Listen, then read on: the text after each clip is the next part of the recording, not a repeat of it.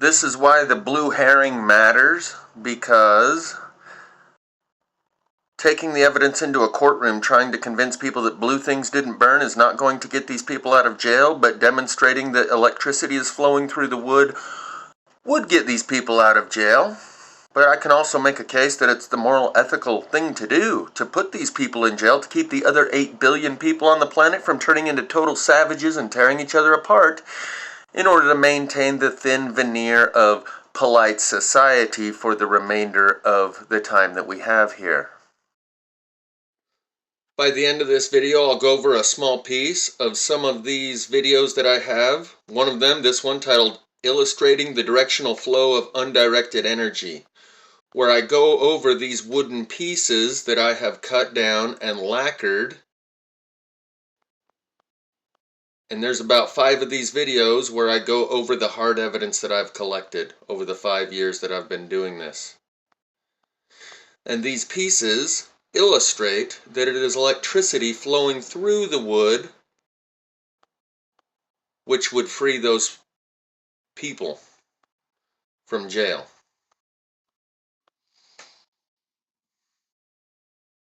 Just kind of doing this right now since I'm doing it. But all along this thing, the burn line follows the grain. And I started right over here because it shows you how it does a 180. Right there around that corner, as the grain does a 180, so does the burn line.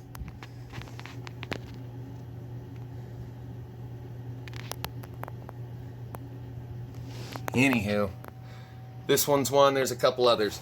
The reason I say I should have a turntable, this one, it does the spiral burn, but you can't really see it unless you turn it.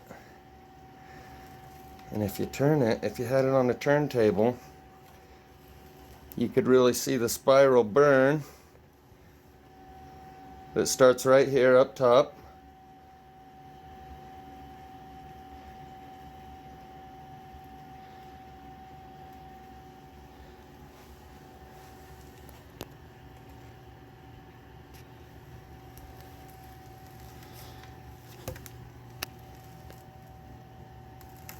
And goes down in and through the piece.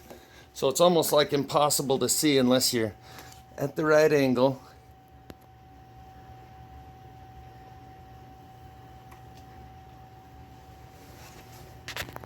And get someone to spin it for you.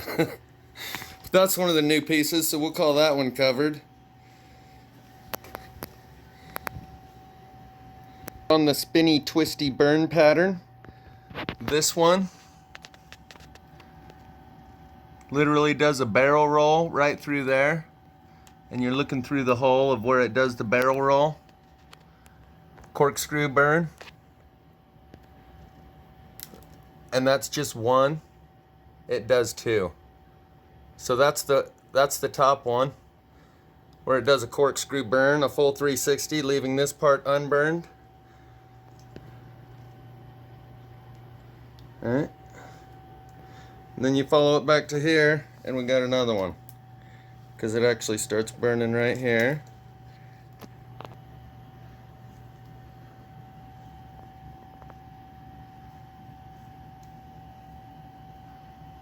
Burns inside there.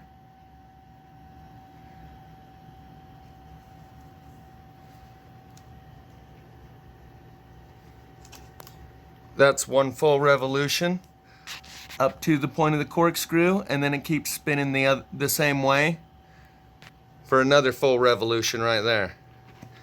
Because it starts on this branch right there.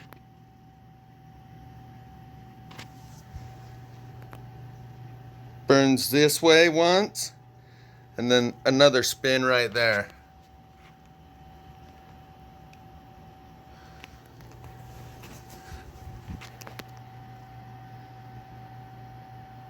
Pretty cool, huh?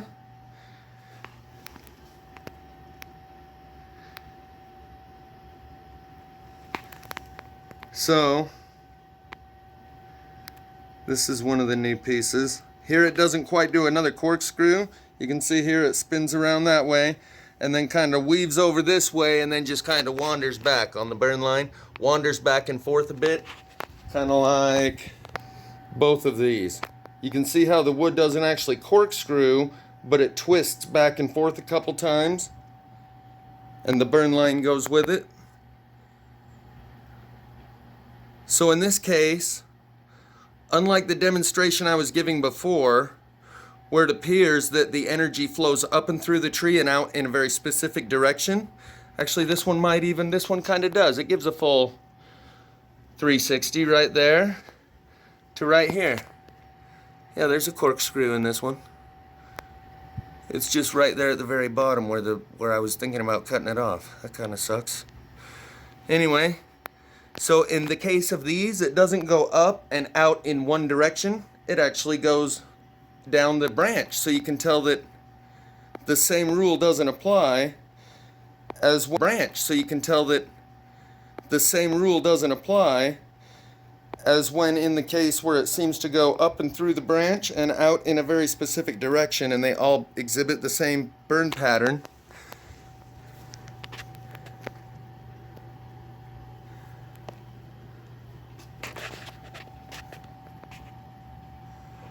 These ones are probably some of the coolest, exhibiting the best lines and curves, and they're the easiest to get. So for like beginners, start with sagebrush. These are actually the coolest ones I've got, and they're the sagebrush ones. This is the unit.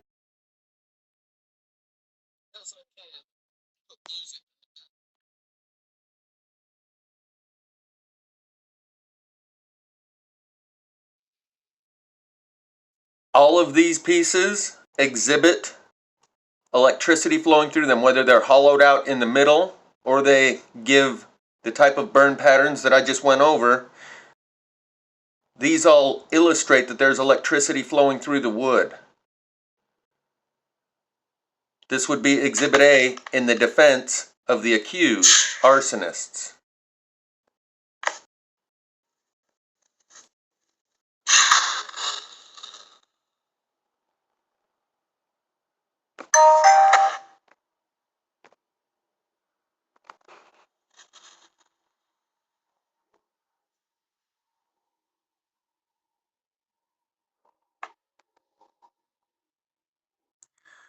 So let's go over what a red herring is, and then just for fun, we'll call that a blue herring, where they lead you down the path to look at everything that didn't burn, which was blue.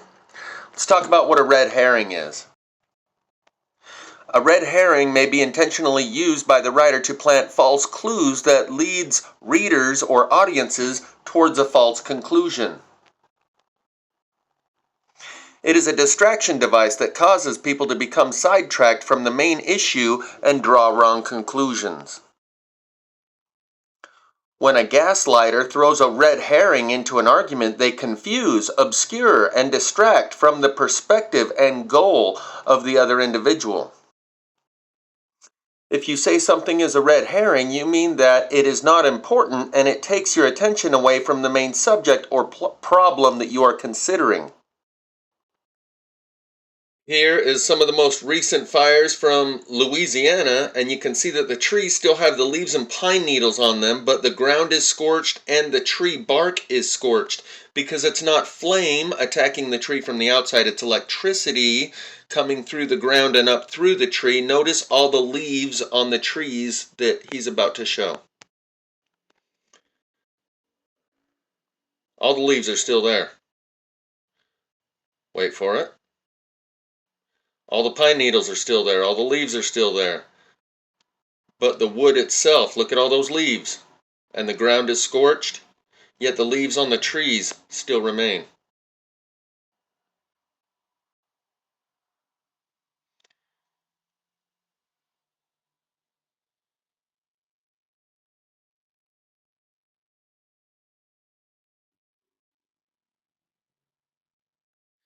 Here's another example of the same thing from Nephi, Utah, plasma fire, where I show the fence posts have all the same burn patterns. They're impossible in regular fire, but notice all the leaves. The ground is scorched, but the trees still have their leaves on them. For some reason it's a little bit blurry right now, but it's a 35-minute long video. Plenty of examples. Notice that fence post? That's what I'm really focusing on, is that that's impossible for it to burn up there. 3/4 the way on the bottom and leave the top completely unburned. A very fine line between burn and unburn. That's impossible if flames on the outside, fire as we understand it, is what burned the bottom 3/4 of the pole. It wouldn't have made an abrupt stop right there, and it would have scorched the outer wood of the fence post. Yet you have unburned leaves on the trees all around, with scorched, ground scorch I call it. Here's another fence post up here with the same exact burn pattern. My point here is the leaves. And you can see that fire in Louisiana that they're showing you is also leaving the leaves on the trees. Electricity is the component, not the color of things that didn't burn.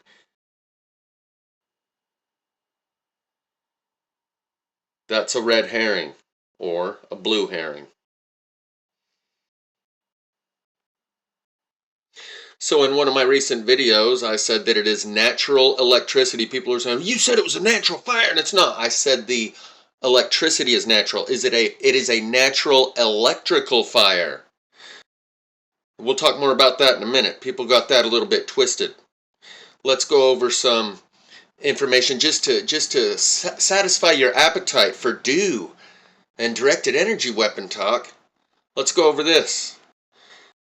James Grundvig wrote an article within a day or two after the Maui fires where he references my video and even links to one of my videos where I 4 years ago covered one of his articles titled "Sunspots and Cell Towers Fueled the California Fires." So this is his website, theburningplatform.com. James Grundvig.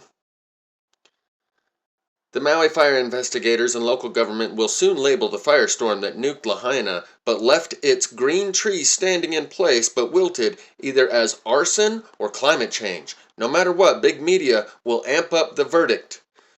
Pre-conclusion as climate boiling. The gaslighting jackals will not wait for any type of investigation, whether rigged or not, to hive drone the noise that the world is coming to an end due to overpopulation and dwindling resources.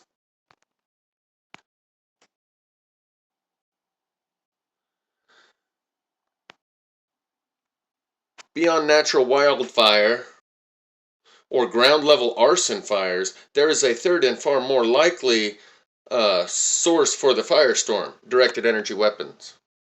The wine country fires. In 2017, I investigated the raging firestorm that burned hundreds of structures in Santa Rosa, California in early October.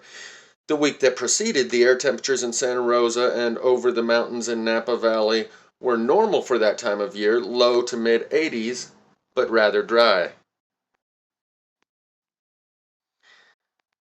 Oops, I gotta move this over. After weeks of research and interviewing local residents, I published "Sunspots and Cell Towers Fueled the Northern California Firestorm," 2 days before Thanksgiving. The then proto-substack called Medium.com ended up canceling my post and writings in early 2018. Why? I stepped on the third rails of HAARP and 5G, and that the false claims of arson fires were a cover-up to the truth. On YouTube, an enterprising digital soldier, Jeff Snyder 2, posted a 13-minute video rehashing and going over the details of my investigative article in a video found here that's still up 4 years later.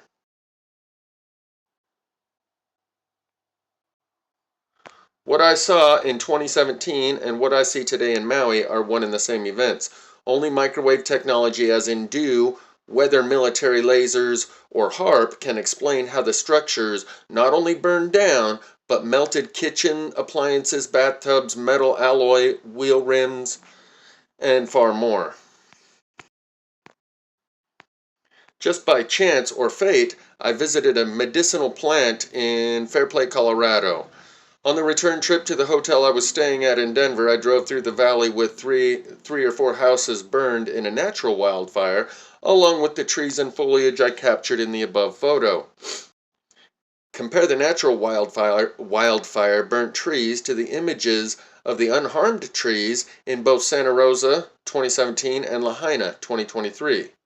That is a major tell, and I captured it in my 6-year-old article, Trees, Housing Materials, Microwave Effect. The wildfires weren't wild at all. The houses cooked from the inside out. They often burned from the top of the roofs, incinerating the walls and floors and appliances, and cladding down to the foundation. Yet 90% of the trees on the property remained standing with leaves on the branches, not burnt, but merely dried out. It was as if a neutron bomb had been detonated, burning everything man-made, but leaving the greenery alone. And this paragraph on microwave impact. If you put tinfoil in a microwave oven, it will spark with flames shooting about, giving off an orange halo glow. It's not the metal that catches fire, but the aluminum oxide coating. When superheated by microwave energy, the coating releases oxygen on the surface, engorging the material to burn even hotter. This is a phenomenon known as field-activated combustion synthesis. Like a Duraflame log, the self-sustaining oxygen fuels the flames, as had been seen with the ceramic roof tiles and the metals used to build, materials that do not burn in a normal forest fire. Maui burns from dew fires. Understanding the true nature of the firestorm will be key to exposing the enemy. We know from directed energy weapons experts such as Eric Heckler at the end of the video and James Martinez, the MKUltra survivor, a recent guest on the Unrestricted Truths, that do weapons target humans, not only the chemtrail spraying confirmed as fact, but also do weapons such as HAARP, that were suspected of causing the earthquake in Turkey at the start of this year, confirmed as well. It is well past time for the digital soldiers, patriots, truthers, conservatives, and free people to educate themselves and share the truths and specs on how various DEW weapons work, from handheld brainwave-altering devices to the massive billion-volt antenna arrays of HAARP found in Alaska, and now, thanks to whistleblower Eric Hecker and James Martinez, Antarctica. So when I say that these are natural electrical fires, I don't mean that there are not directed energy weapons. In fact, I've cited the one that I believe is proof, the 5 Secret Service vehicles that burned at the airport. There is no argument that those were not targeted. The only argument that could be made is that they weren't targeted with a directed energy weapon, and somehow there was some sort of incendiary device placed under the hood of each one of those cars. Otherwise, that case is the one where you can prove. For all of the rest of these fires, there is room for reasonable doubt when trying to convince the average person. But you show them those 5 Secret Service vehicles and there is no room for reasonable doubt that they were targeted. Then the only question is it directed energy, or was it some sort of more conventional incendiary device placed under the hood? Either way, when I say that these are natural electrical fires, I'm pointing toward the source of the energy. When I say the term plasma fire, I'm not differentiating between directed energy and intentional, or non-directed and something more random. I'm indicating the source of the energy. Natural electrical fires. The electricity that they're tapping into and directing when they are directing it is the same electricity that appears to be popping up at random here and there and everywhere over the past 5 years.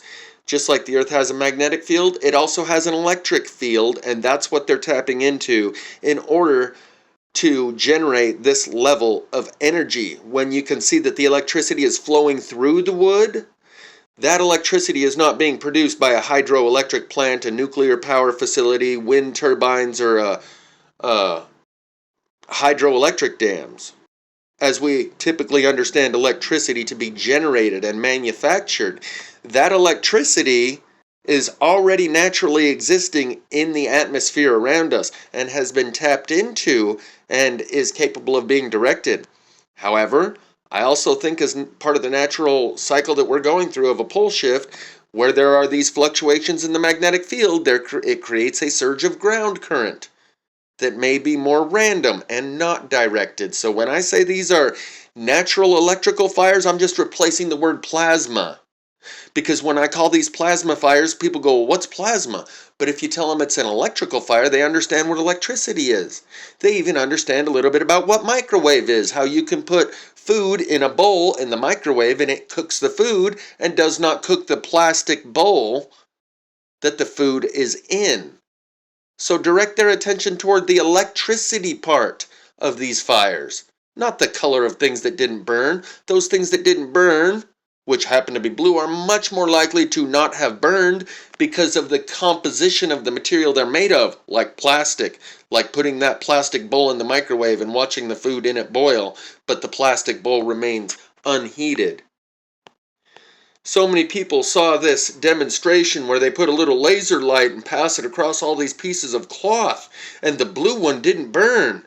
That combined with 4 or 5 or 10 or 20 blue things that didn't burn, and they're hot on the trail of a blue herring.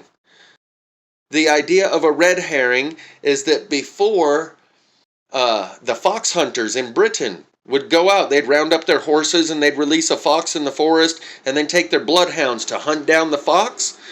The people for ethical treatment of animals don't like to see the fox getting ripped apart by the dogs, so they'd run around in the forest with a red herring, a piece of smoked salted herring, and rub it all over the trees and the plants and sprinkle little pieces of it here and there so that the bloodhounds pick up the scent of the herring and start following that trail and do not follow the fox. That is what this blue herring is that they've released into the truther community. A false lead, a false clue to lead you to false conclusions and to redirect you onto a different path. It is a red herring, a blue herring. Focus on the electricity part of these fires, not the color of things that didn't burn. You take those pieces that I have into a courtroom, you can prove to the average person this is electricity flowing through this wood. All you have to do from that point is go out into the area where the accused arsonist is accused of burning things and pull these same pieces of wood out of the forest that show it is electricity flowing through the wood. Therefore, this guy could not have done this. Boom. He's off. Free. Exonerated. Innocent man no longer goes to jail because you focused on the electricity going through the wood. You go in there and show them pictures of blue things that didn't burn, you're going to get laughed right out of the courtroom. And that's the idea. In this court of public opinion, they're introducing Exhibit B for the blue stuff. It's a blue herring. It's a red herring. The electricity is what you should be focused upon, not the color of things that didn't burn.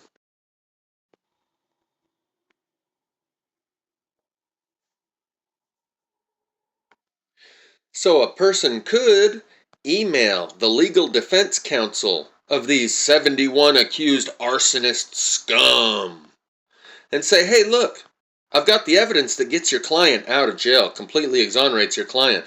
All we have to do is go pull a couple pieces of wood from the burn area where your client is accused of arson and show that electricity is flowing through that wood. And to the average person who's not an electrician, they will be able to see that's electricity flowing through the wood. And then your client is off. But on the other hand, it might be the moral thing to let 71 people, they might even be volunteers. Someone could say, brother so-and-so from the Fraternal Order of the whatever brotherhood, we need you to catch an arson charge along with 70 other people. And the guy says, well, why? I mean, I don't need to know why. I'll accept without question. And the answer to why is so we can keep the other 8 billion people from turning into total savage animals and tearing each other apart. We're essentially saving them from themselves. Because if they discover what's happening worldwide, they will know that the government is no longer in control. They will no longer be governable. And suddenly society and civilization as we know it unravels. The fabric of society unravels. So we need to be able to point at these 71 arsonist scum. Even though once you get to court, we won't actually put you in jail. We just need you to catch the charge so we can create the headline in order to pacify the human livestock so they don't stampede because they're easily spooked. I'll talk more about this another time.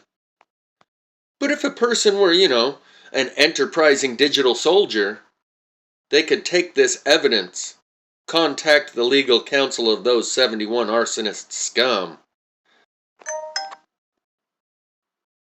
And I'm sure some of them even got the money to fly me and my little stockpile out there to give them Exhibit A, B, C through Z in the courtroom.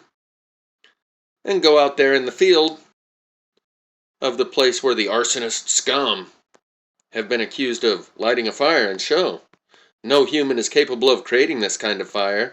It is electricity. This is not flame attacking the wood from the outside. It is electricity coming from the inside of the wood. Just saying. Don't follow the blue herring. And part of me, I'm torn between wake everyone up and keep them all in the dark. Yeah, we're too late in the game, and the culture of consciousness within this society is as such that if you let them in on the truth, they will tear each other apart. So it is morally and ethically sound. You are, in fact, obligated to keep them in the dark. If you are capable of doing that type of thing, like putting a blue herring out there to make sure they don't follow the scent of the truth and reach the proper conclusions and understand that this is really going down worldwide, yeah, if you could, keep them in the dark. Make them think it was like 71 guys with lighters. Because if they find out the truth, there goes their whole world. You are saving them from themselves. And thus, if you have the means and the opportunity to do so, you are morally obligated to throw that blue herring in front of them, to make them go chase this false lead, in order to keep them from discovering the truth, in order to maintain some sort of society. Because if they discover the truth, it's the end of the world as everyone knows it.